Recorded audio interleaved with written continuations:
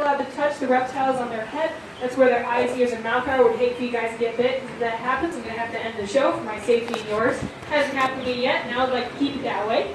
Next rule is whenever you guys are completely done touching the reptiles, we do have hand sanitizer stations on either side of you, as well as on these short little wooden doors right here. So please make sure you wash your hands. I don't want you guys to get sick, and also the chemicals in the hand sanitizer can cause skin irritation for the reptiles, so just use that when you're completely done.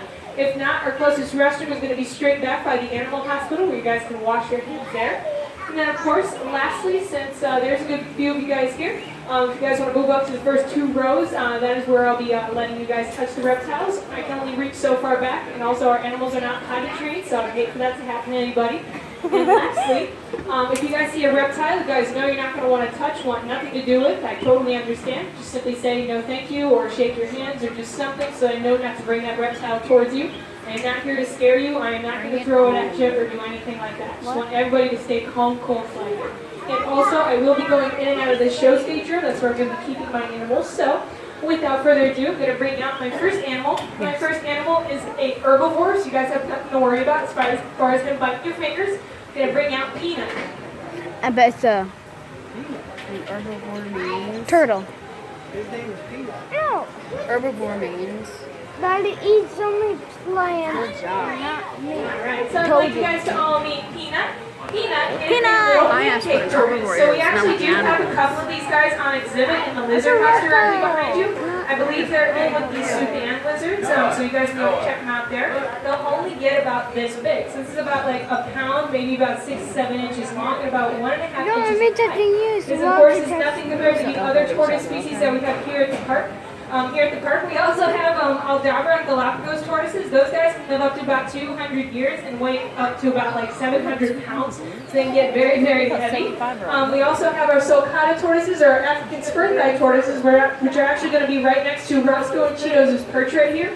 They are native to the southern parts of the Sahara Desert, and which is in Africa, of course. And they can get up to about 200 pounds and weigh up to about 200 pounds and live up to about 150 years. They can live for a very long time. And then, of course, our last tortoises that we have here are actually going to be our little redfoot tortoises, which are actually just below Roscoe and Cheetos' perch. They're really, really small. They'll only get about maybe like 11 pounds or something like that, and they can live up to about 50 years. So Peanut here, this species of tortoise is the youngest tortoise that we have here at the park. And also, as you notice, that he's got that very flat shell. So he is native to Tanzania and Kenya, which is in Africa, and he's usually going to inhabit rocky outcrops called kopjes. So that's where he's going to be able to slide under really tight spaces, hence his shell shape. It's not like a dome shape like all the other tortoises that we have here at the park. And also, on top of having this really weird flat pancake-like appearance, their behavior is really weird. So usually what will happen whenever a tortoise feels threatened, or a turtle actually, they'll actually tuck in their head and their legs and their tail and all that so that no animal can, pull at him or anything like that. But these guys, they'll actually dart away from their predators. So they can actually dart up to about 18 meters a minute, which when you do some conversions, it's more like 0.2 miles per hour to us. It sounds funny, it's really, really slow, but for these guys, it can save their lives. So they'll actually dart to the nearest rocky crevice they can find, and then using those two very front powerful legs, will actually kind of anchor himself in so that the predator can't like pull him out or do anything like that. Now, just to go over some like physical features with you guys, that top part of the shell that you guys are all touching, that is actually called the carapace, which is an extension of the tortoise's spine. And then, of course, this bottom part right here is actually called the plastron, which is an extension of the tortoise's ribs. So as you guys are touching him, he can actually feel that pressure and that like sensation of you guys touching him. And also, with that being said, the shell does grow with the tortoise. He doesn't need to like go out and find a bigger shell similar to that of hermit crabs.